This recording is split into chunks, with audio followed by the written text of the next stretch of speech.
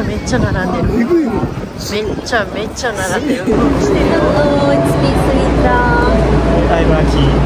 Welcome to our vlog. Let's go together. र जापानमा आउँदै हुनुहुन्छ भने चाहिँ यो ठाउँमा चाहिँ अवश्य पनि जानुहोस् ल। मैले चाहिँ कसरी जाने भनेर पनि देखाउँदै छु हैन। हामी चाहिँ सुरुमा चाहिँ यो ठाउँमा जानको लागि चाहिँ दोबुचेनमाई भन्ने एकीमा चाहिँ झर्नुपर्छ हैन। अभियसली गुगल म्याप त हुन्छ नि त सबैसँग, बट कहिलेकाहीँ चाहिँ के हुन्छ भनेदेखि चाहिँ गुगल म्याप हुँदा पनि हैन हराइन्छ के सबै थाहा हुँदा पनि हराइन्छ हैन। बट यहाँ सबै एरोहरू दिएको इङ्ग्लिसमा पनि लेखेको हुन्छ, तर लेखेको हुँदाहुँदै पनि कहिलेकाहीँ चाहिँ झुक्किन्छ नि त। त्यही भएर चाहिँ दोबुचेनमाईमा झर्ने अनि त्यसपछि चाहिँ दोबुचेनमाईबाट चाहिँ सकाइसुजी लाइन चल्छ कि।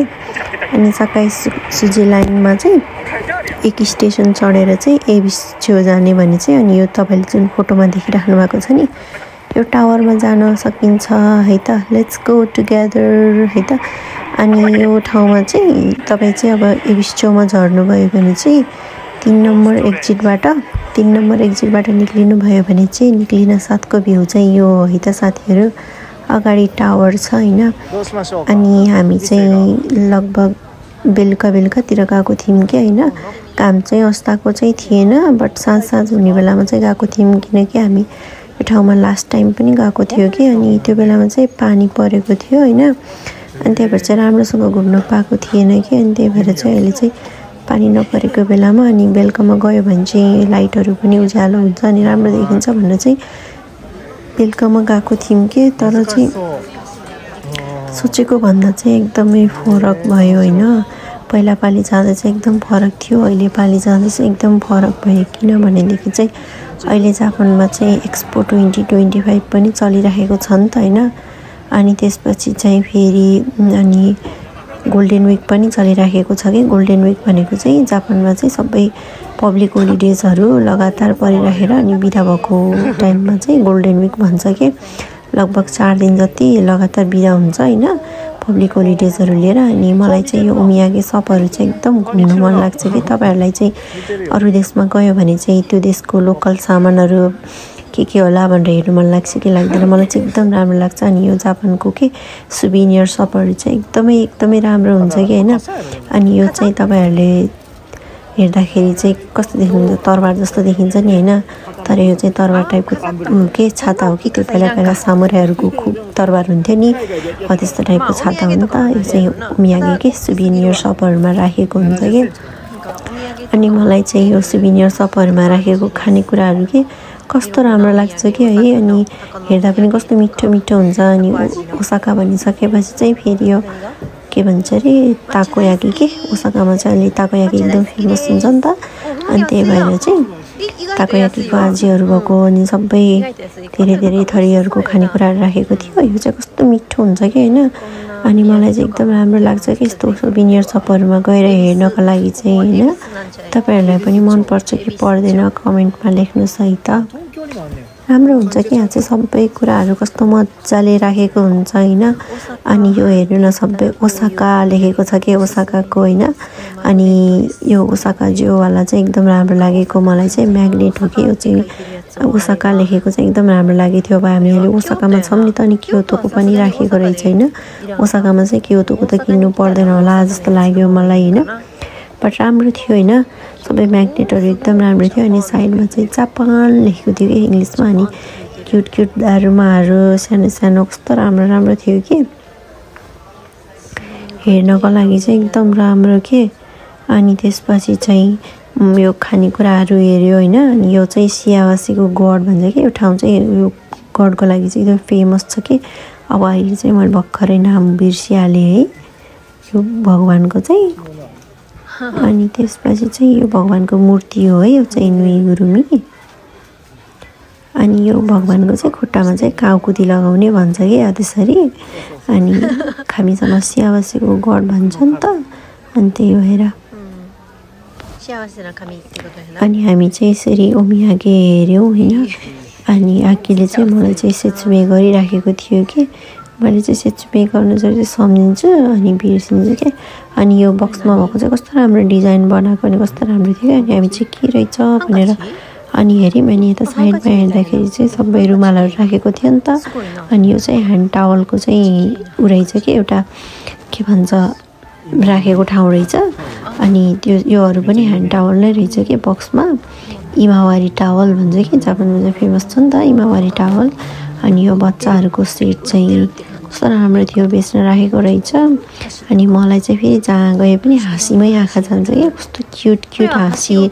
अनि जापानमा चाहिँ हाँसी मात्र नभएर हाँसी राख्ने हामीले अब खाँदाखेरि हाँसी भुइँमा राख्न मिल्दैन नि त। अनि त्यस्तो ठाउँ सामानहरू पनि राखेको हुन्छ क्या। अनि यो मलाई किटीवाला चाहिँ कस्तो राम्रो लागेको के। अनि कित्लीहरू कस्तो राम्रो राम्रो सामानहरू बेच्न राखेको थियो कि। अनि आगेले चाहिँ मलाई यो के हो तँलाई थाहा छ भनेर देखाइरहेको थियो। अब मलाई त के थाहा है यस्तो सामानहरू त होइन। अनि योहरू भयो पङ्खा जापानको फेमस पङ्खा होइन त साथीहरू। अनि त्यसपछि चाहिँ हेर्दै जाँदाखेरि चाहिँ हामीले चाहिँ यो पर्फ्युम भेटायौँ कि होइन। सुरुमा चाहिँ स्मेल लिएको एकदमै महँगो महँगो बसाउने कि है। म त अनि सुँगेको त हे भगवान् म त एकछिनमा त्यही त्यो के भन्छ हराइगएको के स्मेलमा चाहिँ। अनि मलाई चाहिँ एकदम क्युरियोसिटी भयो कि यस्तो महँगो बसाउने चाहिँ के रहेछ भनेर। अनि त्यो टेस्टरमा चाहिँ केही पनि लेखेको थिएन कि छोपेको थियो टेस्टरले। त्यहाँदेखि टेस्टर लेखेको शब्दले छोपेको थियो नि त। अनि मैले थाहा नभएर चाहिँ अनि नेक्स्ट प्याकेज उठाएर हेरेको अनि यो चाहिँ सोलिड पर्फ्युम रहेछ कि कस्तो महँगो बसाउने कि। तपाईँहरू मियागी सप आउनुभयो र यो ठाउँमा जानुभयो भने चाहिँ किन्नु होला है त। म चाहिँ अब जापानमा बसिराखेको हुँ नि त त्यही भएर चाहिँ म त्यस्तो हेर्न चाहिँ एकदम मन लाग्छ तर किनेको चाहिँ छैन। अनि यो छाता हेर्नु न क्युट छाता टोकियो लेखेको छाता के है कस्तो राम्रो सानो। अब यत्रो छाता चाहिँ कसलाई दिने हो कुन्नी यति सानो छाता किनेर त। बट मलाई चाहिँ जे देखे पनि क्युट लाग्छ कि। अनि जे पनि चलाउनु मन लाग्ने कि आफूलाई चाहिँ है।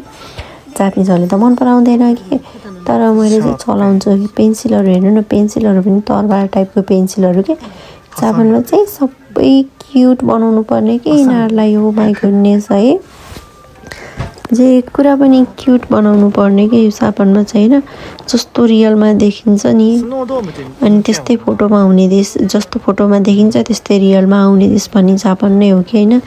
अनि त्यसपछि चाहिँ जे पनि क्युट क्युट बनाउनु पर्ने। मलाई चाहिँ के लाग्छ भने चाहिँ क्युट बनायो भने चाहिँ बिक्री हुन्छ भन्ने सोच्छ होला कि जस्तो लाग्छ कि। अनि हामी चाहिँ त्यो मियागी सपबाट निक्लिएर चाहिँ बाहिर यत्तिकै हिँडिराखेको थियौँ। तर यो ठाउँमा चाहिँ कहिल्यै यस्तो मान्छे हुँदैन थियो कि। अहिले त एक्सपो 2025 चलेर भएको भएर हो कि गोल्डन विकले हो कि यति धेरै मान्छे ओ माई गुडनेस यति धेरै मान्छे त जापानमा त मैले त फर्स्ट टाइम देखेको के। जापानमा आई मिन जापानमा त नभनौँ होइन आम सरी यो ठाउँमा के लास्ट टाइम जाँदाखेरि चाहिँ थिएन। अनि यो हेर्नु न यो किरिङ यसको चाहिँ आँखा पुक्लुक्क निक्लिन्छ क्या। अनि मैले नजानेर चाहिँ आँखाले यसरी हो भनेर देखाइरहेको छ ताकोयाकीको है। अनि पुक्लुक्क आँखा निक्लिँदो रहेछ क्या। अनि फेरि हामी त्यो सबबाट निक्लेर बाहिर हिँड्यौँ। हामीले चाहिँ एकदमै ठुलो गल्ती चाहिँ कहाँ गऱ्यौँ भनेदेखि चाहिँ त्यो टावर चढ्नको लागि के टावर चढ्नको लागि लाइन लगाउनु पर्दो रहेछ नि त। अनि हामी चाहिँ अहिले पछि जाम्ला पहिला चाहिँ यता बाहिर घुमौँ भनेर चाहिँ हामी चाहिँ बाहिर घुम्न लाग्यौँ नि त यसरी।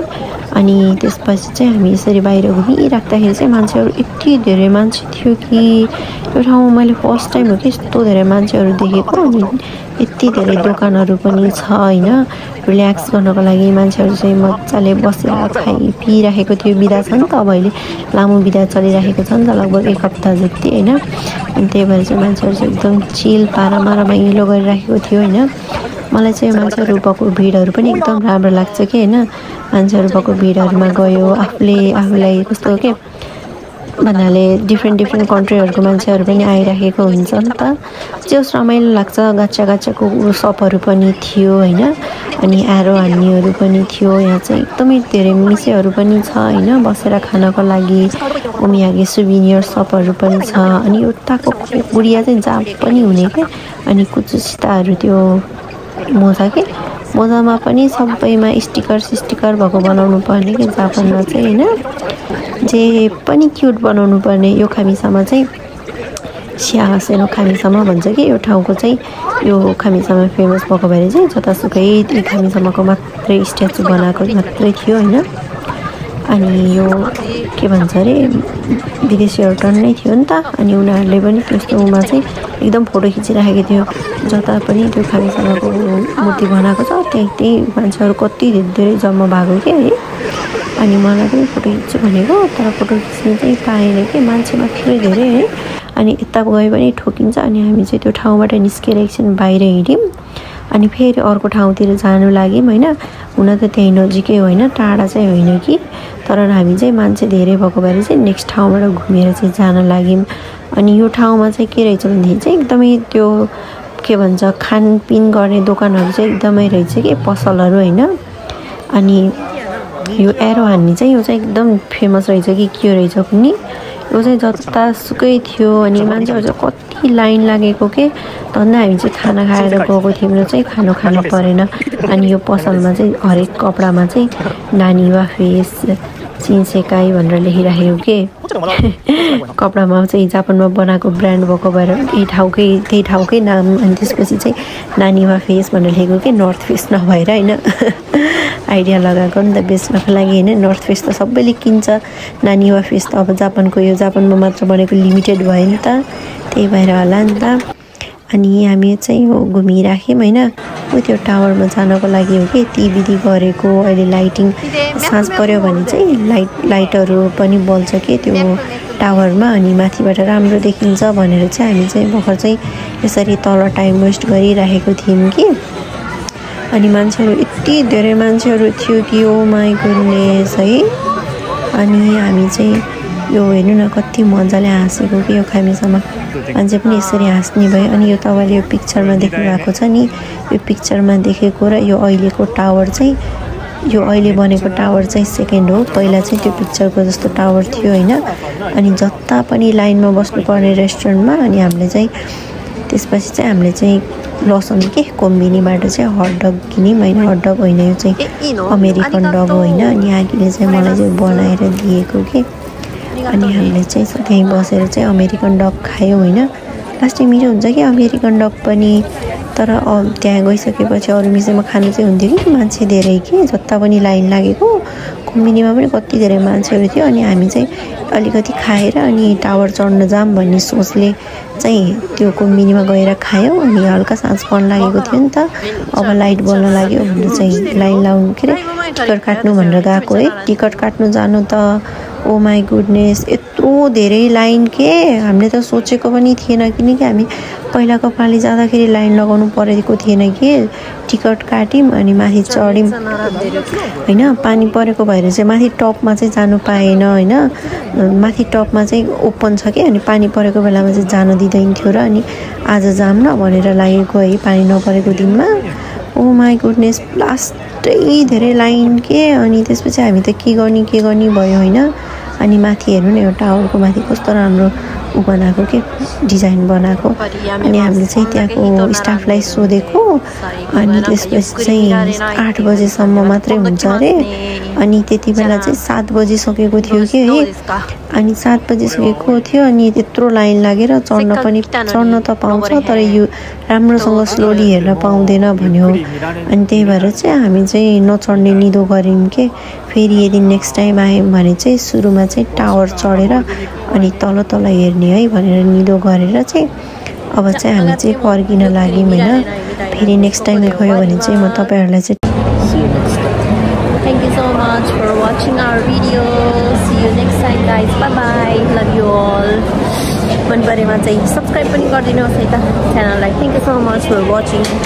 Bye bye. See you soon in next vlog. So until then, bye bye.